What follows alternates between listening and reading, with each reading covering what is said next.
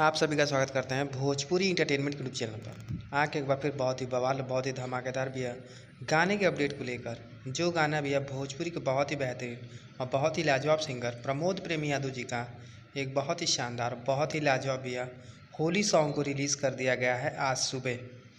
जैसा कि आप सभी लोग स्क्रीन पर देख पा रहे होंगे, जिस बेहतरीन और लाजवाब भैया होली सॉन्ग का नाम है होली सहेली के। बात की जाए भैया इस गाने की, तो इस गाने को भैया गाया है प्रमोद प्रेमी यादव जी ने। तो इस बेहतरीन और लाजवाब भैया होली सॉन्ग को आज सुबह रिलीज़ कर दिया गया है प्रमोद प्रेमी जी के ऑफिशियल चैनल प्रमोद प्रेमी इंटरटेनमेंट पर। तो अभी तक यदि आप लोगों ने इस बेहतरीन और शानदार भैया होली सॉन्ग को नहीं देखा, नहीं सुना है, तो जाएं प्रमोद प्रेमी जी के ऑफिशियल चैनल प्रमोद प्रेमी इंटरटेनमेंट पर भैया जाकर इस शानदार और लाजवाब भैया होली सॉन्ग को ढेर सारा प्यार आशीर्वाद दें। गाना बहुत ही शानदार और बहुत ही लाजवाब बनाया गया है। तो आप सभी ऐसे ही भोजपुरी से जुड़ी हुई ताज़ा खबरों को पाने के लिए भोजपुरी इंटरटेनमेंट चैनल को सब्सक्राइब करना बिल्कुल ना भूलें और बेल आइकन को ज़रूर दबाएं, ताकि हमारे चैनल पर भैया जो भी वीडियो अपलोड हो उसका नोटिफिकेशन सबसे पहले आप तक पहुँचे। तो फिर मिलेंगे हम ऐसे ही बॉल और धमाकेदार अपडेट को लेकर।